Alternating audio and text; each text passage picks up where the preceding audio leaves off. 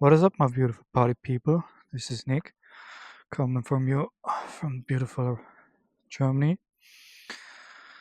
This is my brand new 2025 Kove, as you can see. It's 2025 model, brand new, only has like 300 little bit kilometers on it. You can see. But I just want to talk to you about why I got the Kove. You can see 345 kilometers. Why I got the Kove 800X. Why I didn't choose the 450 Rally, or why I didn't choose any other bike, for that matter. And why I got this one and not any other, especially in this nice mint green. I love it. So yeah, let's get cracking. There isn't anything I have done to it yet. It's bone stock, except for this thing, which I've mounted in a little battery thingy, but that's no big deal. So yeah, I'd say I'd get on the bike, fire it up, and head out of here. Damn it. Oh, such a nice spot. It used to rain for the past few days, but now it's a little dry. There was even the sun out for a few minutes. Yikes. Jinx it. So I'm just gonna, head out, talk a little bit. Hope I don't crash because it's still wet out.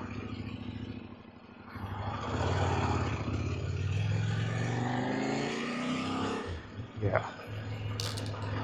But it's been such a lovely bike already.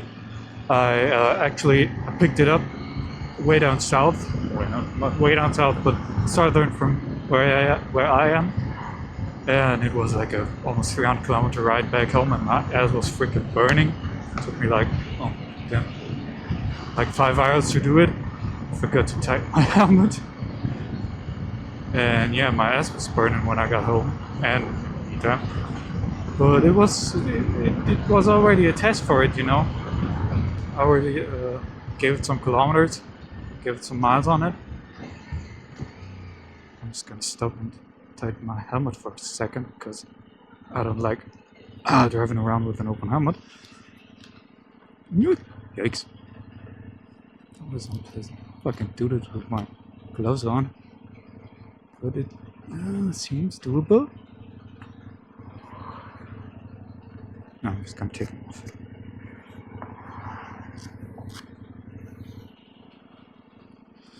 Yeah. But let's start talking about why I didn't get any other bike. Because, I wanted to start adventure riding. And there's people always say, oh, get a dual spot. But I don't like dual spot. I had one for a year or something, and I didn't really like it. Plus, they're freaking uncomfortable. And, anywhere I'd have to, I'd be able to legally ride off-road. It would either be a closed track, which is not the kind of adventure riding I'm thinking about, a closed track, or I'd have to drive hundreds of miles, hundreds of Ks to get there. Like, for example, northern Italy or something, which is still I don't freaking know. It's a long way off. But yeah, so I was looking at other bikes. When you look at adventure bikes, the Tenere, the Touareg, the KTM's, and everything. And I've come to the realization that my throat is kind of cold. No, I've come to the realization the Tenere, I don't know. The Tenere isn't my kind of deal. I don't like it that much. It's a great bike, probably,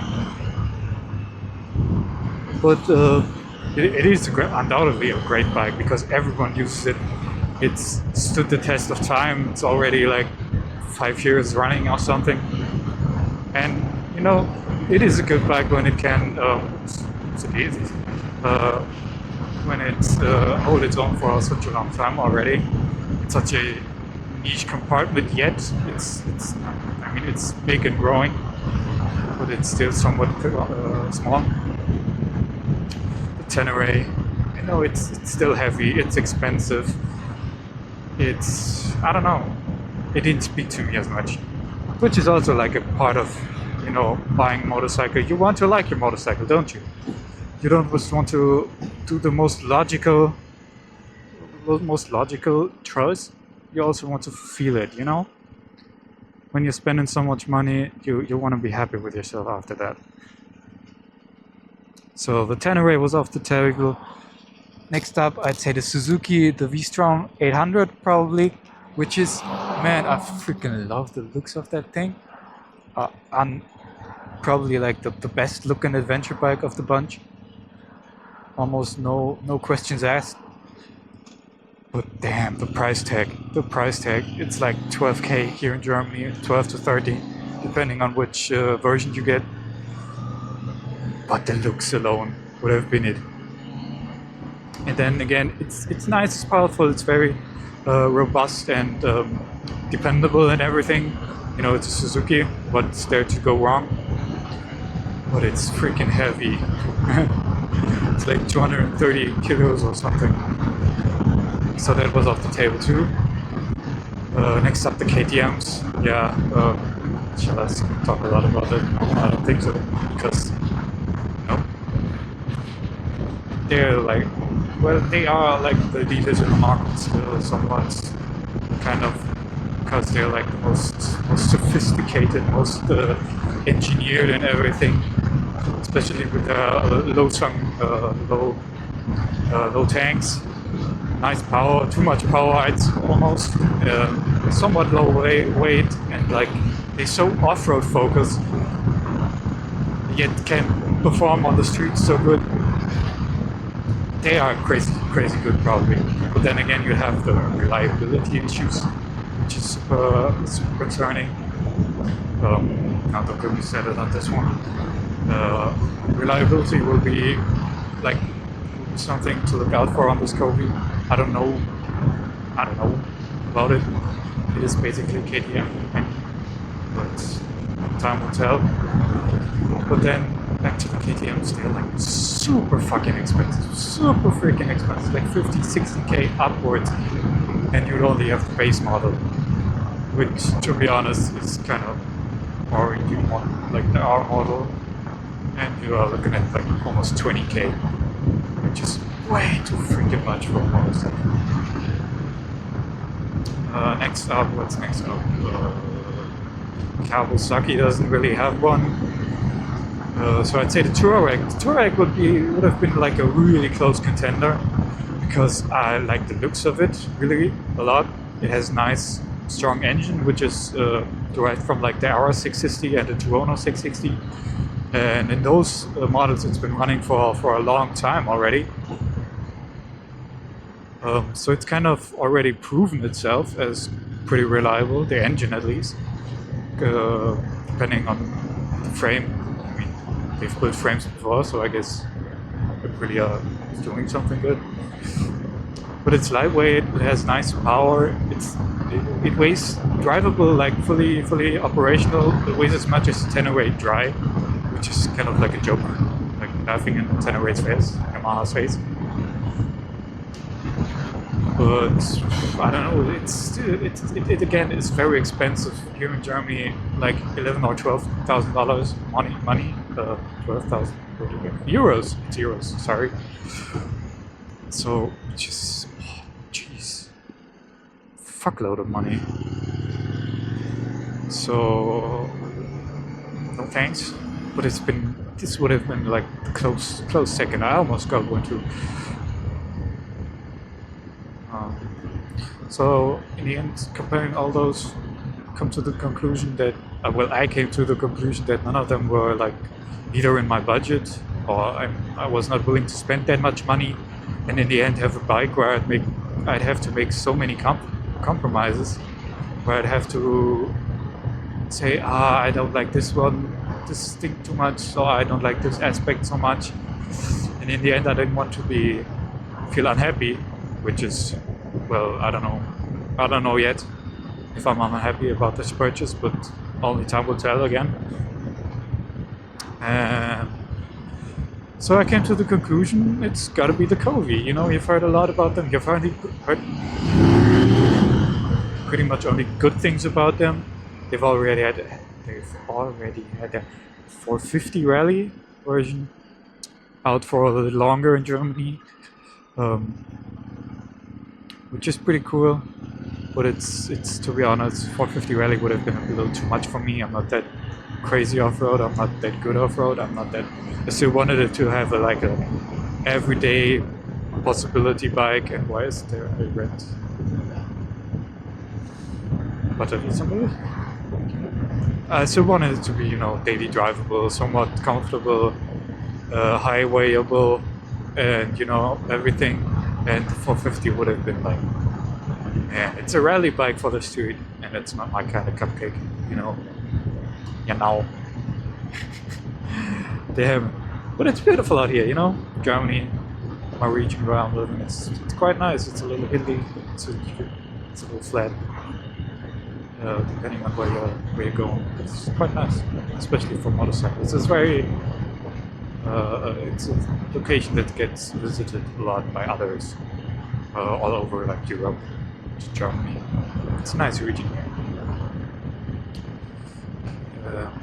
So I came to the conclusion that 800X and the 800 rally again. Similar story with the 450 would have been just a little too much for me. I wouldn't be able to like satisfy the bike on its levels, on the levels that it is racing on. I'm just not that skilled enough or confident enough for that. It's a little bit too much, But those are really fucking awesome bikes. Just simply put. So the 800X, I then contacted the dealership, the only one in Germany as of right now that sells them. That's like a fully dealership endorsed by Kove. Oh, kitty cat.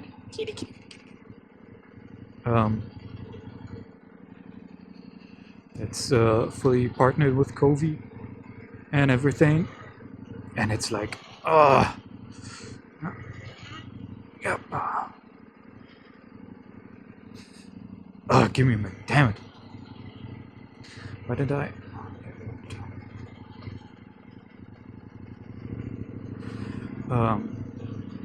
So I got there and test rode it, talked a little bit to the guy, to the owner of the shop. He was like, yeah, they're pretty good, they're selling all right and everything. But you'd have to be quick because they're selling out fast, and they've got a delivery coming up, and there's still some left on that delivery. So you better hurry up, bro. And I was like, sum me the hell up. So I put down a down payment. I waited, and at some point, it arrived and everything. And getting it here to me was another adventure in itself. So it was a nice adventure. It was like 280 kilometers or something. Damn it. I got it here. I'm absolutely freaking thrilled to have a brand new spanking bike on my lot, and it's very nice. I already have some nice mods planned. The usual stuff like a bigger bash plate, some bark buster thingies. I don't know, lever guards and everything. I already have some lying at home, which I'm gonna do a different video about. Installing them, showing it off, showing how it's made and everything. But yeah, it's a very nice bike as of right now. The only like real fault it has, being a brand new bike, is that the tank meter the fuel meter doesn't work. I don't know. I rode like 150 kilometers and was like, oh damn, still a full tank, man. No, it was not. In fact, it was not full. I'm gonna contact the dealership at some point But yeah, that was my story. I don't have anything more to say about the bike. Yeah, feel free.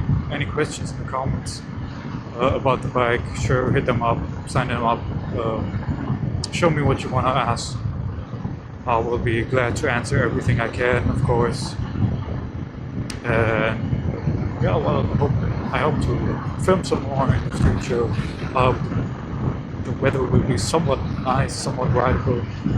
I mean, cold is one thing, but pouring cats and dogs, man, it's not big of fun. Yeah, that's. Do I have anything more to say? I had something in my mind just a second ago. What was it? What did I have in my mind just a second ago? Cue music. What did I have in my mind? Just a second. Ah, yes, the difference between this and the KTM engines. The owner of the dealership where I went actually took like a difference. First of all, they changed the gearing of the oil pump to have more oil pressure already in idle. You know, made the oil pump run a little faster so it has more oil pressure, which is always a good thing. And a difference is that the KTM engines have their camshafts lubed by spraying the oil at the cylinder head, like upwards at the cylinder head, upwards at the cylinder. It splashes there and then rains down on the cam lobes and everything, which is well fine if you're operating at enough RPMs, you know. But in idle, it wasn't enough. That's why they changed the gearing for the oil pump. But they also added, replaced these oil nozzles. Instead of going up at the ceiling, they raised them and made them squirt at the lobes themselves. So it doesn't need to fight gravity, you know, to hit the ceiling, then it's disperse and hit the cam. Which is, I mean, in my book, a nice addition, a nice, you know, thing, I'd say. Yeah, and I hope this engine will last me a few miles, a few kilometers, compared to some KTM ones. Yeah, because right now I really like it. It's got nice power. The brakes are absolutely amazing. Coming from a like 30 freaking year old Japanese piss missile. It's like, oh my god. It's like a different thing. 30 years in motorcycle development is something. That's not like baby steps. That's some leaps of difference. Yeah, which is everything I wanted to talk about. People. Then again, ride safe, have a nice day, and I'll see you in the next video. Cheerio. People, there's one more little thing I wanted to add, is that now you've read a lot about this on-off throttle, especially like at low speeds with the Kove, which is like a real problem. And whoops, there it is. Yeah, on this one it's pretty bad, I have to admit. Especially in eco mode, it's like, yikes. And there's no, you can't out finesse it. You can't like be real smooth with the throttle control and have it be like less, because it's literally like an on-off switch. On my old Kawasaki, it's similar. It's similar, like a similar feeling to it. But with this one, you can, with enough throttle control, and you're like very finicky, very gentle and exact with your throttle. It's okay, you can do it. And it doesn't become as apparent when you're, you know, riding a bit faster, going a little faster speeds. But especially like at first and second on my old one, it's very noticeable and very bad. And you have to be very careful with the throttle. But on this one, even on the highway, the second you get off the throttle, it's like and it's like you're braking almost, which is very unpleasant. Very unpleasant, yes. Um, there's two buses. Very unpleasant because you also have to like you have to give it so little throttle to actually keep your speed. So you're always like on off on off on off, which is very becomes very annoying, especially like on the autobahn and shit.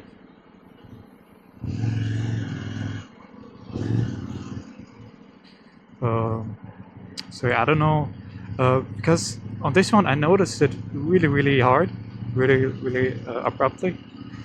But on the one I test rode, I specifically looked for it and was like, damn, it's not that bad.